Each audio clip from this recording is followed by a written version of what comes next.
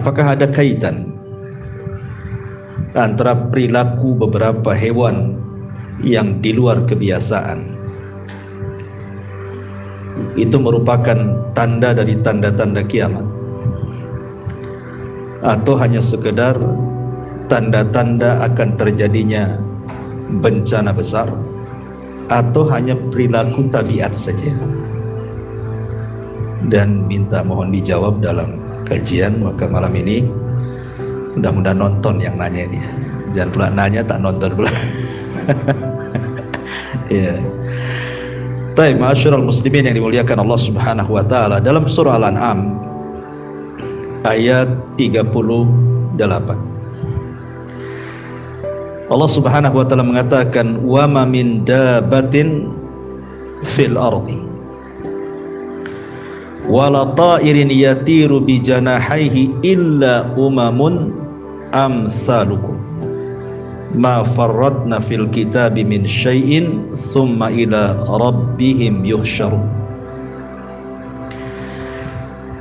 Dan tidaklah seekor binatang pun yang ada di bumi ataupun burung-burung yang terbang dengan kedua sayapnya, melainkan semuanya adalah umat-umat juga seperti kalian. Tidak ada satupun yang kami luputkan dalam kitab, kemudian kepada Tuhan mereka lah mereka dikumpulkan. Dari ayat ini kita tahu bahwa binatang ataupun hewan itu sama dengan kita. Mereka adalah umat yang Allah ciptakan. Makanya Allah mengatakan illa umamun amsalukum, kecuali semuanya hewan-hewan dan binatang itu merupakan umat-umat juga seperti kalian. Sering kita mungkin mendengar bahwa manusia itu dilebihkan oleh Allah Subhanahu wa taala dengan akalnya, sementara binatang itu tidak memiliki akal katanya. Dia hanya sekedar makan, minum, menghabiskan syahwatnya kemudian mati. Sebenarnya tidak demikian. Jangan kita katakan bahwa binatang tidak berakal. Binatang punya akal, tapi tentu akal manusia jauh lebih tinggi dibandingkan akal mereka. Buktinya bahwa binatang itu berbicara sesama binatang, itu kenyataannya. Bahkan bukan hanya bicara dengan sesama mereka, sejenis mereka, terkadang juga berbicara dengan manusia. Contoh ketika Al-Quran bicara tentang Nabi Allah Sulaiman. Ketika Nabi Allah Sulaiman alaihi salatu wassalam kehilangan burung hudhud.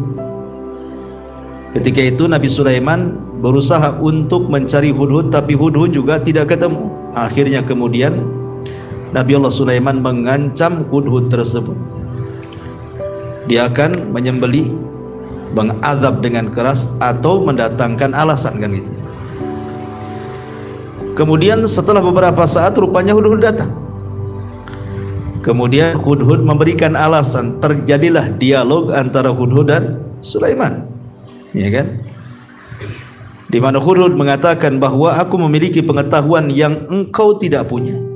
Kemudian dia bercerita, aku terbang sampai ke Yaman, kemudian aku mendapatkan satu istana yang sangat megah dan dipimpin seorang ratu. Sayang mereka bukan para penyembah Allah, tapi mereka menyembah matahari, kan itu.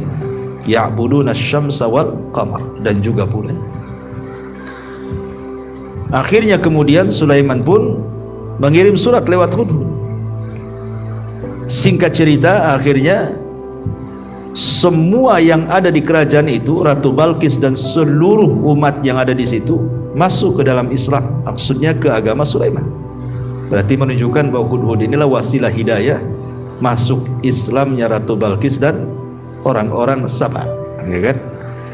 Syahidnya di sini terjadi dialog.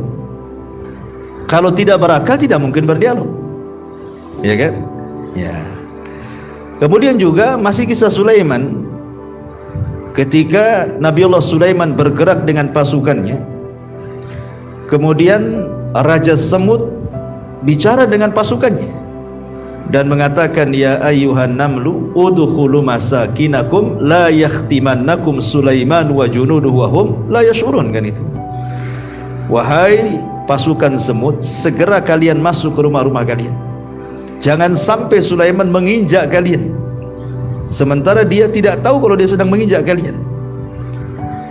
Dialog sesama semut dan dialog antara burung hudhud dengan Nabi Sulaiman menunjukkan mereka punya akal, kan gitu ya. Kalau tidak punya akal, kenapa bisa terjadi dialog, bicara, ya. Akan tetapi apa yang kita lihat dari binatang-binatang itu tentu tidak sebagaimana yang Allah sembunyikan dari binatang-binatang itu. Tidak semua kita tahu kan kehidupan binatang, hanya kita lihat dohirnya saja. Tetapi yang tersembunyi di antara mereka kan kita tidak tahu, hanya Allah yang tahu. Tapi dari dua dalil itu menunjukkan bahwa binatang juga punya akal.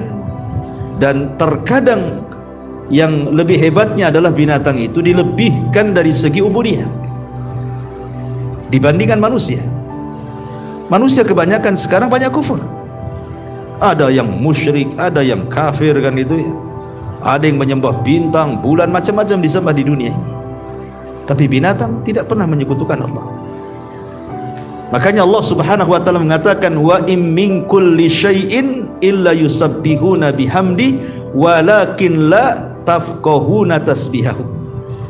Segala sesuatu yang Allah ciptakan, apakah benda matinya atau hewan-hewannya, semua bertasbih kepada Allah Subhanahu wa taala. Cuman kita tidak tahu tasbih mereka. Kita tidak tahu tasbih mereka. Tapi Allah Subhanahu wa taala membahasakan illa yusabbihuna bihamdi, kecuali mereka bertasbih dengan memuji Allah. Artinya kalau seandainya Allah perdengarkan mereka bertasbih, maka kita akan mendengar mereka mengucapkan alhamdulillah. Kalau seandainya kita mendengar diperdengarkan batu bertasbih, maka batu akan mengucapkan alhamdulillah. Kalau seandainya kita diperdengarkan bagaimana hewan-hewan bertasbih, tentu kita akan mendengar mereka dengan bahasa mereka menyebut alhamdulillah, karena mereka bertasbih dengan memuji Allah. Bahasa kita memuji Allah alhamdulillah, ya tentu dengan bahasa mereka, ya kan, yang kita tidak paham. Tapi yang jelas bahwa binatang dari segi ubudiyah ternyata jauh lebih hebat dibandingkan manusia. Ma'asyiral muslimin yang dimuliakan Allah Subhanahu wa taala. Kemudian juga yang perlu dipahami dari hewan ini bukan hanya sekedar ubudiyahnya saja mereka itu, tetapi kita tahu bahwa tidak ada satupun hewan yang Allah ciptakan tercipta sia-sia, nggak ada. Tidak ada. Jangan antum mengatakan buat apa Allah ciptakan kodok, buat apa Allah ciptakan semut, ciptakan kecoa, kaki seribu, dan begitu seterusnya. Nggak perlu antum bertanya seperti itu. Kenapa demikian? Karena tidak ada satupun ciptaan Allah Subhanahu wa taala itu yang sia-sia. Semua ada manfaatnya. Dan itu ditunjukkan di dalam sebuah ayat di dalam Al-Qur'anul Karim. Allah Subhanahu wa taala berfirman di sini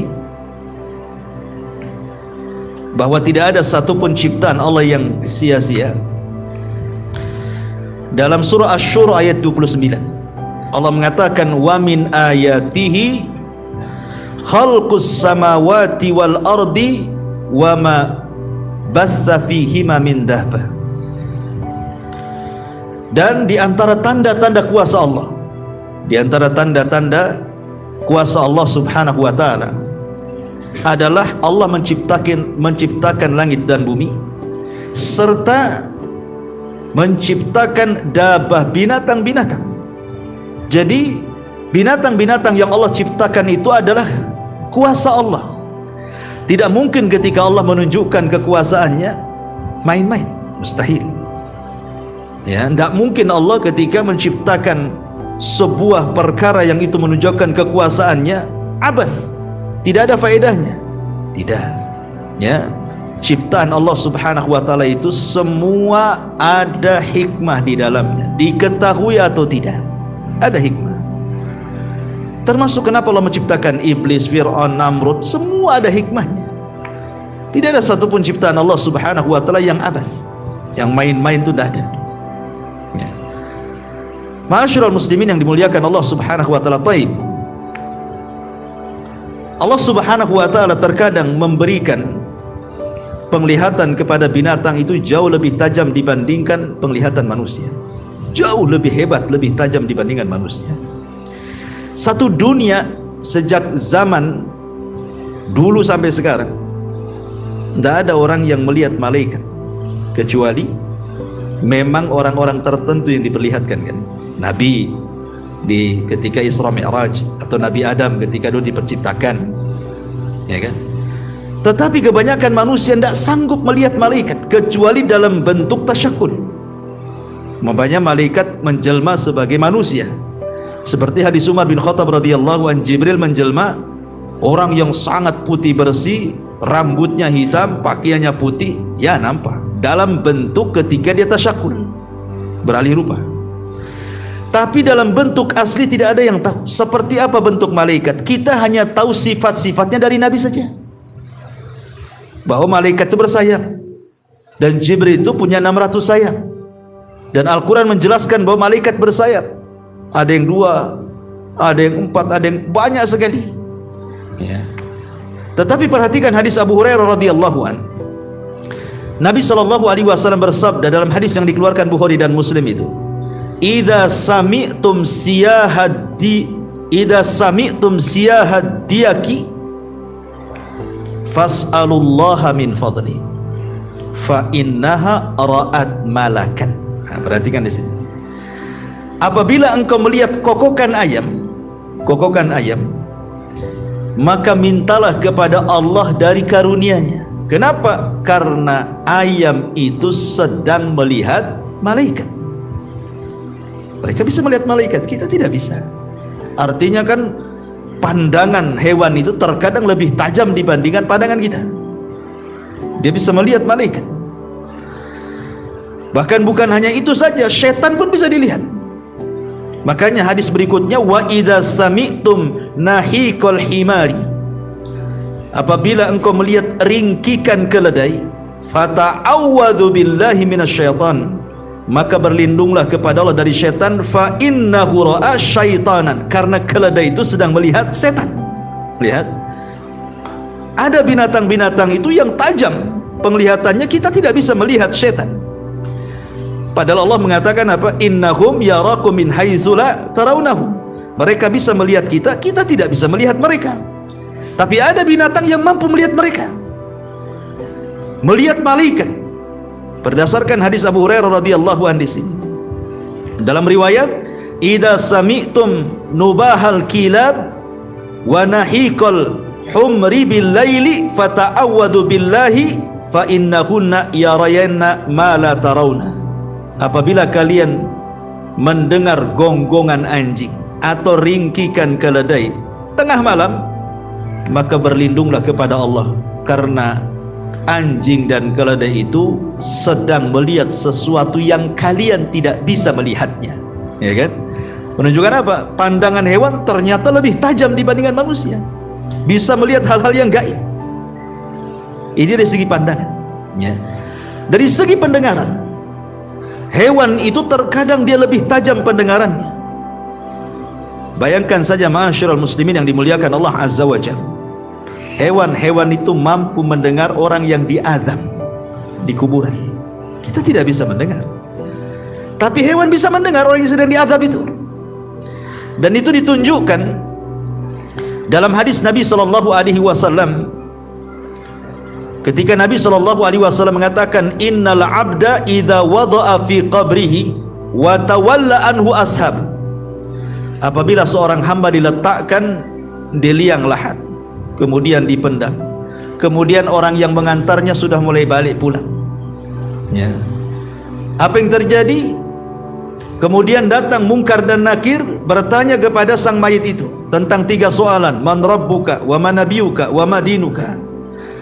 Kalau mereka tidak bisa menjawab, summa yudrabu bimitrakin min hadidin dharbatan baina udhunaihi, maka dia akan dipukul dengan gada dari besi sekali pukulan di antara dua telinganya, fayasihu sayhatan, dia pun menjerit kesakitan, yasmauha man yalihi ghaira thaqalaini al-insi wal jin, maka akan mendengar makhluk di sekitarnya kecuali manusia dan jin. Siapa makhluk di sekitarnya? Dalam riwayat tasma'uhul bahaim, di mana bahaim itu binatang-binatang ternak mendengarnya. Kalimat bahaim itu artinya kambing, sapi, unta, itu disebut bahaim. Makanya Allah mengatakan bahimatul an'am, hewan yang dikurbankan itu harus dari minal bahaim, kan itu. Bahaim itu maksudnya kambing, sapi, unta. Nah, itu maksudnya bahaim. Dalam riwayat tasma'uhul bahaim, atau bahaim itu artinya hewan-hewan. Jadi hewan-hewan itu bisa mendengar. Ya, orang yang sedang diadab di kuburan, manusia tidak bisa mendengar.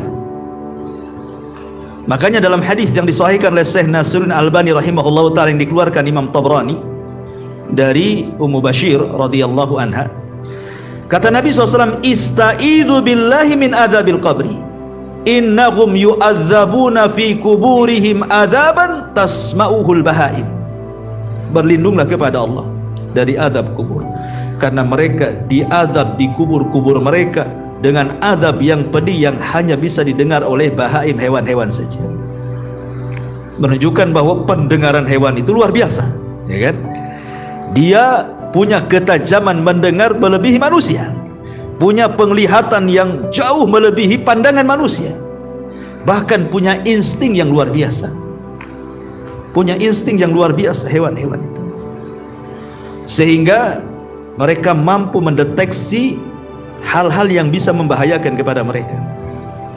Nanti saya akan jawab dari pertanyaan itu.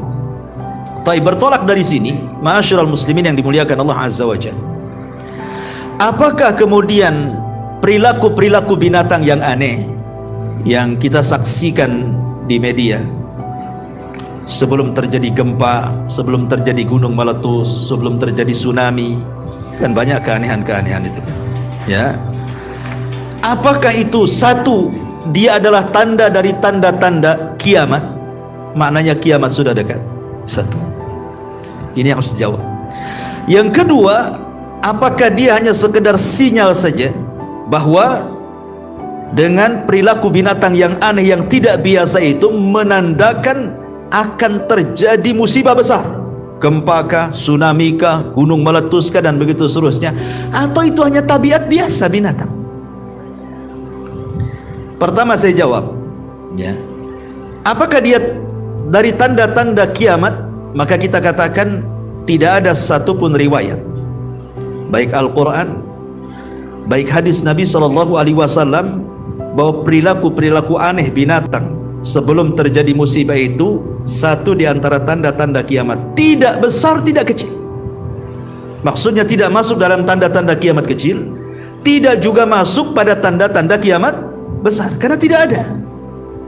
Contoh umpamanya sebelum terjadi tsunami banyak ikan, ya kan pernah terjadi itu. Sebelum terjadi itu kan ikan banyak, nggak ada biasa, kok tahu ikan banyak. Kemudian di Cina tiba-tiba kemudian kodok semua loncat ke jalan raya, entah berapa ribu kodok di jalan raya. Setelah itu terjadi gempa, ya. Atau di Wuhan sebelum terjadi gempa di Cina itu kan harimau itu sampai menabrak-nabrakan kepalanya itu di pintu-pintu.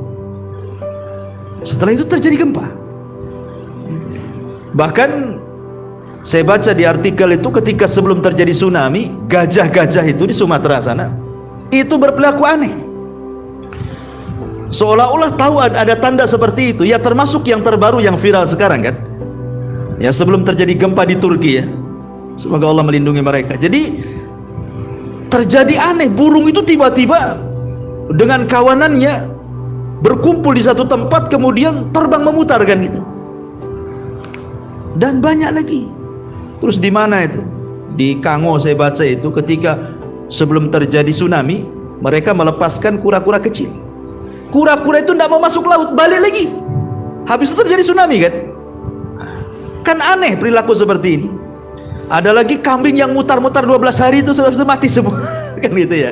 Tapi itu katanya karena penyakit itu. Karena kan nggak terjadi apa-apa, habis itu mati semua, ternyata dideteksi oleh pihak kesehatan itu penyakit gitu.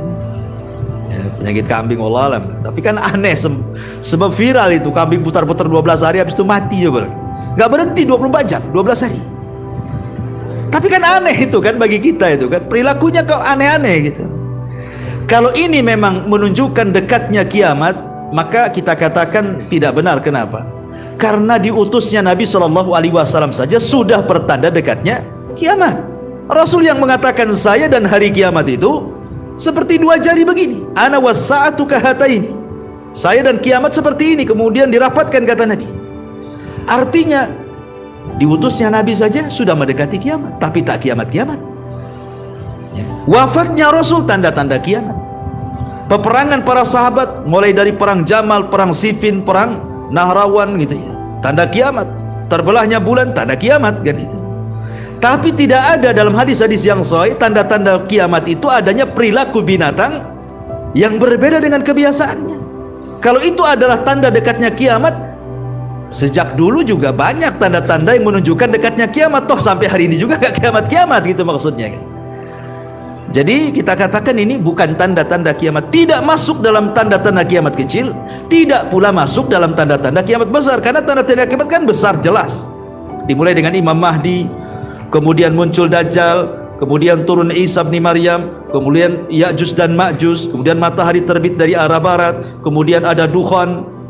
Nah, kemudian setelah dukhan terbit matahari dari arah barat, kemudian setelah itu ada binatang yang melata, kemudian setelah itu terjadi gempa di arah timur, barat dan jazirah Arab, kemudian api yang menggiring manusia ke tempat kumpul mereka di Syam. Jelas tanda-tanda kiamat besar kan? Tidak ada di situ. Tanda-tanda kiamat kecil pun tidak masuk. Walaupun menjadikan kebingungan para ulama kan, karena ini kan kejadian ini kan akhir-akhir ini saja terjadi. Sebelum-sebelumnya kan nggak ada gitu ya.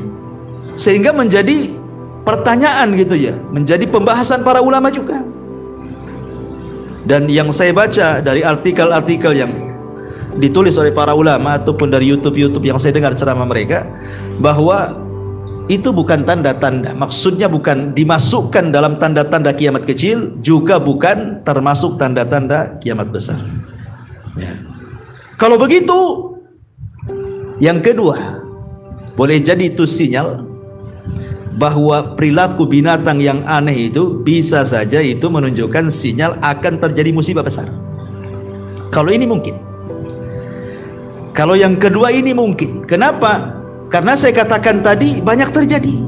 Seperti perilaku ikan yang aneh gitu ya, tuh kok banyak ikan. Padahal macam mana ikan bisa tumpah ke daratan? Kalau bukan punya insting akan terjadi sesuatu. Perilaku gajah, perilaku monyet, perilaku kodok yang berjalan di jalan raya, macan yang tadinya garang loh ya, sampai-sampai kayak macan gila gitu ya. Habis itu terjadi gempa, terjadi tsunami, gunung meletus, macam-macam. Boleh jadi kalau jawaban yang kedua mungkin. Karena saya katakan tadi binatang punya insting yang lebih di antara manusia. Mereka bisa melihat lebih tajam dibandingkan kita, bisa mendengar lebih hebat dibandingkan kita. Bahkan alat teknologi sekalipun tidak bisa mengalahkan hebatnya sinyal daripada binatang. Seperti nyamuk umpamanya kan. Sehebat apapun pesawat tidak punya alat seperti nyamuk yang bisa mendeteksi di kegelapan panas. Sehingga walaupun digelapkan antum tidur di mana saja, tahu nyamuk itu di mana. Coba gelapkan, tahu nyamuk itu antum di mana, tahu. Tidak ada radar pesawat yang seperti hebatnya seperti nyamuk ini, Jan. Artinya dia punya sesuatu yang tidak dimiliki manusia, bahkan alat secanggih apapun. Buktinya kalau terjadi musibah, banyak binatang selamat dan banyak manusia mati, ya kan? Banyak binatang yang selamat karena mereka sudah tahu duluan gitu akan terjadi itu. Seperti burung-burung sudah tahu akan ada tornado, mereka dah kabur duluan. Manusia tidak paham kalau itu sinyal.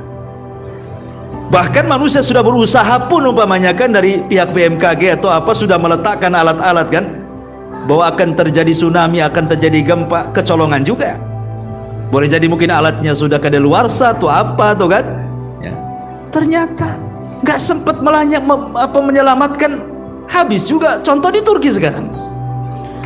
Saya nggak yakin kalau tidak ada alat-alat pendeteksi gempa itu, setiap negara pasti punya, apalagi Turki ini kan negara yang luar biasa maju gitu ya, pasti punya kan.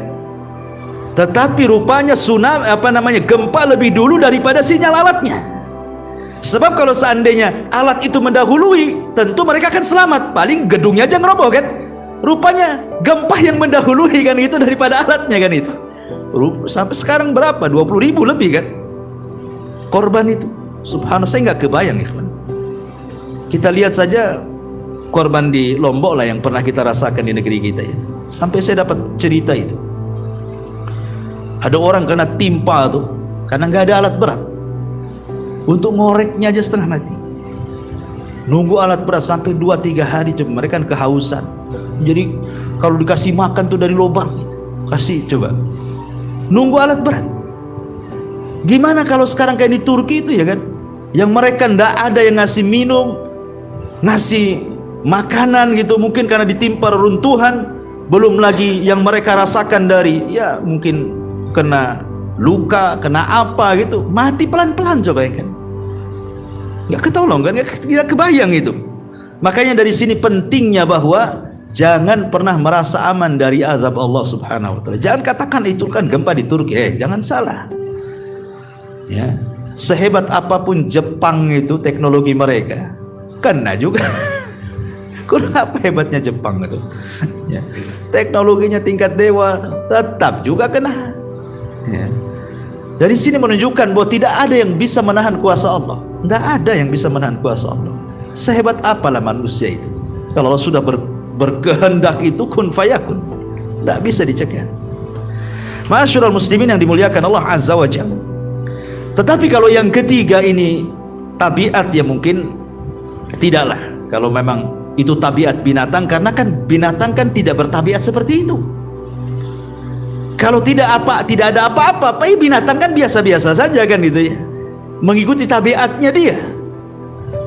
Tetapi ketika kemudian bertabiat aneh kan sekali-kali saja, dan rupanya umumnya ya kita lihat itu sinyal adanya bencana. Kebanyakan kalau sudah tabiatnya berubah itu biasanya terjadi bencana. Tetapi bagi kita, tentu orang yang beriman, sikap kita kan bukan seperti orang-orang yang kafir.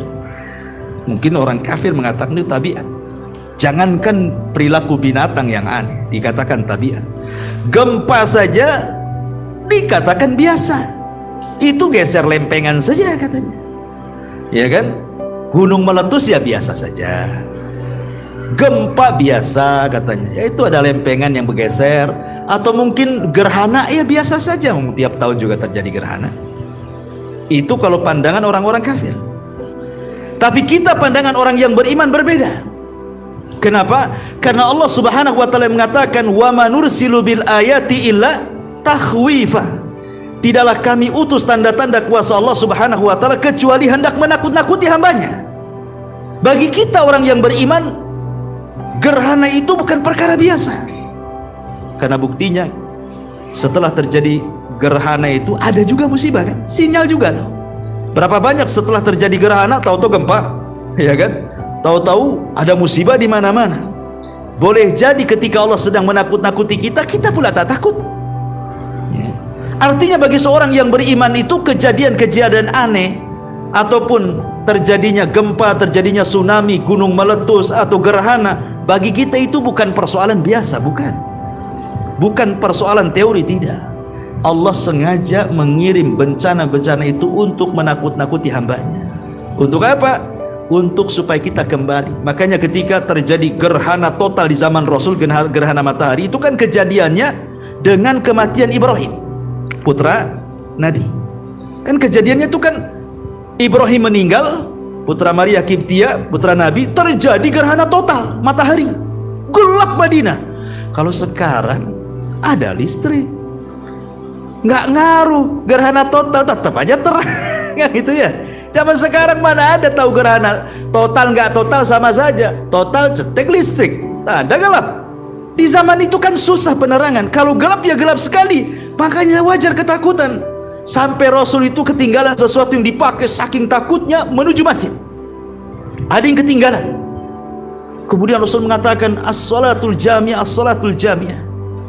Kemudian Rasul mengajak salat kusuf. Kemudian Rasul itu berkhutbah luar biasa, khutbahnya mengingatkan tentang hari akhir dan mengingatkan tentang bahaya maksiat. Kemudian Rasul SAW mengatakan apa? Sesungguhnya gerhana ini bukan karena kematian, bukan pula karena kelahiran, bukan karena kematian anakku, bukan pula ada yang lahir orang besar. Dah, kata Rasul, tetapi gerhana itu liyukhawifu bihi ibadah, untuk menakut-nakuti hambanya. Makanya Allah mengatakan wa manursilu bil ayati illa takhwifa. Tidaklah kami utus kekuasaan Allah kecuali untuk menakut-nakutinya. Jadi kalau seandainya Allah Subhanahu wa taala memperlakukan binatang di luar kebiasaan perilaku dia, sesungguhnya pelajarannya adalah boleh jadi binatang itu sedang mengirim sinyal kepada kita supaya kita lebih berhati-hati dan waspada kan. Karena Allah menciptakan mereka tidak ada yang sia-sia. Makanya Allah Subhanahu wa taala berfirman dalam Al-Qur'an itu, bagaimana Allah Subhanahu wa taala menundukkan binatang-binatang itu untuk kita. Wa sakhkhara lakum ma fis samawati wa ma fil ardh. Dan Allah telah tundukkan apa yang ada di langit dan apa yang ada di bumi, dan di antara keduanya termasuk juga binatang. Ditundukkan kepada kita, maknanya apa? Ketika mereka ditundukkan kepada kita, bahwa sebenarnya kita diberikan sinyal oleh mereka tanpa harus ada alat teknologi sekalipun untuk memberikan sinyal adanya sebuah bencana. Allah itu sudah rahim dengan kita dengan mengirim tentara-tentaranya memberikan sinyal kan, akan terjadi musibah. Cuman adalah orang-orang yang dilalaikan, tidak mengambil ibrah dari situ, akhirnya terkena pula musibah itu. Karena Allah tidak pernah sia-sia menciptakan apapun. Allah berikan sinyal. Boleh jadi mungkin manusia membuat sinyal-sinyal itu juga boleh jadi diambil pelajaran dari binatang kan gitu. Berapa banyak manusia, contoh ketika membuat perahu atau membuat pesawat, itu kan dilihat dari binatang dulu, baru dibentuk.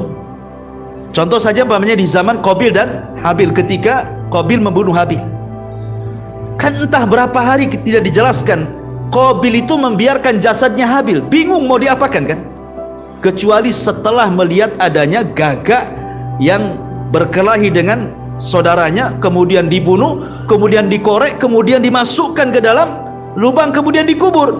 Baru Qabil mengatakan, kenapa aku tidak secerdas gagak itu supaya aku bisa menguburkan. Baru dia kuburkan kan.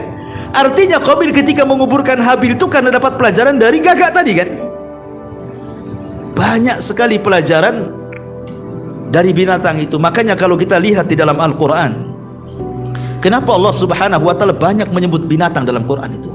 Banyak sekali ya.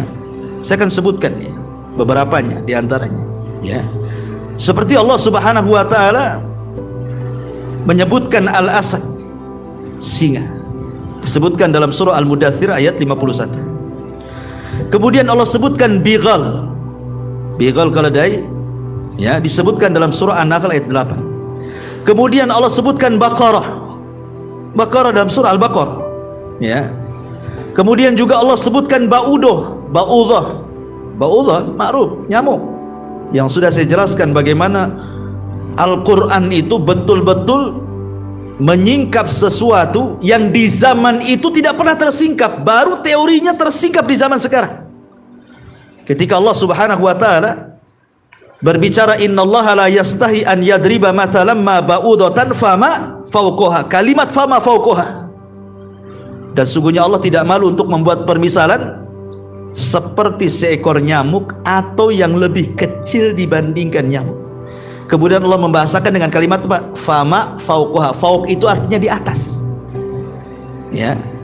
Rupanya setelah diteliti di zaman sekarang, rupanya di nyamuk betina itu ada nyamuk lagi berada di kepalanya, dan makanannya ada di kepalanya kan gitu ya. Dan itu hanya bisa dilihat oleh teknologi kan gitu ya, oleh mikroskop. Baru nampak tuh, rupanya di situ ada binatang lagi yang makanannya dari kepala nyamuk itu juga gitu ya. Zaman dulu kan orang-orang jahiliyah mentertawakan, apalah Muhammad ini mempermisalkan nyamuk. Allah mempermisalkan nyamuk, kemudian ada binatang lebih kecil daripada nyamuk. Rupanya Allah Subhanahu wa taala ketika berfirman seperti ini bukan main-main. Sekarang sudah tersingkap semuanya. Ya. Kemudian juga Allah Subhanahu wa taala sebutkan jarad, belalang, yang ketika bercerita tentang azabnya kaum Fir'aun, ya dikirim belalang yang banyak, kodok, ya kan, kemudian kutu, itu kan disebutkan juga dalam Quran ya. Kemudian unta, ya, kemudian juga disebutkan al-hut, ikan dalam cerita Nabi Yunus, ya kan. Kemudian juga khail, kuda, ketika bercerita tentang Nabi Sulaiman memandang kuda-kudanya sampai dilupakan sholat. Akhirnya besoknya disembelih semua kudanya kan, dan Allah ganti dengan angin karena dia meninggalkan sesuatu karena Allah Subhanahu wa taala. Kemudian Allah juga menyebutkan khinzir, babi, ketika Allah haramkan binatang-binatang yang menjijikan seperti babi. Kemudian dzubab, lalat, Allah juga sebutkan bagaimana ketika Allah menyindir berhala-berhala itu mereka lemah. Kemudian Allah mengatakan lan yakhluqa dzubab, saking lemahnya berhala itu tidak sanggup menciptakan seekor lalat. Padahal lalat itu kan binatang yang kita hinakan tuh, hidup di kotoran-kotoran. Ya. Kemudian juga Allah menyebut kalimat difda, kodok, ya kan. Kemudian menyebut al-ijl, ijl itu patung anak sapi yang kecil itu disebut al-ijl. Makanya Samiri membuat patung anak sapi, ya. Kemudian juga Allah menyebutkan al-ankabut. Al-ankabut ini laba-laba, ketika mempermisalkan orang-orang musyrik itu seperti laba-laba lemahnya, seperti laba-laba lemahnya. Ya, kenapa? Karena laba-laba itu keluarganya itu kalau tidak dibunuh membunuh.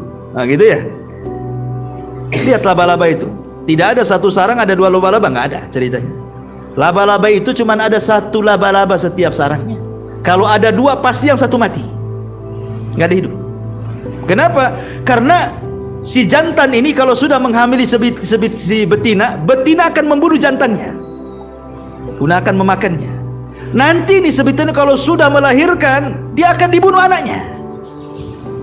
Kemudian nanti kawin lagi anaknya dengan jantan, dibunuh lagi jantannya. Punya anak lagi, anaknya bunuh pula ibunya. Si bunuh membunuh saja itu laba-laba tuh. Ceritanya kan. Lihat bagaimana keluarga laba-laba itu, kalau nggak qatil maktul, kalau nggak membunuh dibunuh. Saking lemahnya sarang laba-laba itu, tidak ada kondusif dalam keluarga gitu maksudnya. Itulah permisalkan dengan orang-orang musyrik itu seperti itu. Dha'ufat talibuan matlub, gitu ya. Yang mintanya lemah, yang dimintanya juga dua-duanya lemah, tidak bisa saling memberi. Ya. Kemudian juga Allah Subhanahu wa taala juga sebutkan al-qiran, kera, ya. Seperti kutukan kepada Bani Israel, mereka dikutuk jadi kera. Kemudian kumal, kutu, kemudian al-kalbu, anjing, kemudian juga al-maiz, ya, kambing, ya, kambing bahasa kitanya kambing kacang, disebut maiz itu ya. Kemudian nakhlah, tawon, namal, semut, hudhud, kemudian juga al-fil, gajah gitu ya. Kemudian juga al-ghurab, gagak, kemudian dabatul ar, dan binatang-binatang yang melata yang lainnya. Artinya sebanyak ini Allah sebutkan binatang-binatang, tidak mungkin kalau tidak ada pelajarannya. Semua ada pelajaran. Binatang yang Allah sebutkan dalam Al-Quran itu ada ibrah dan pelajarannya. Kalau kita kupas satu persatu, dan saya pernah dulu ya kalau nggak salah mengupas tentang binatang-binatang pemberi risalah hidayah, dan juga binatang-binatang justru yang menyesatkan manusia, memasukkan orang ke neraka.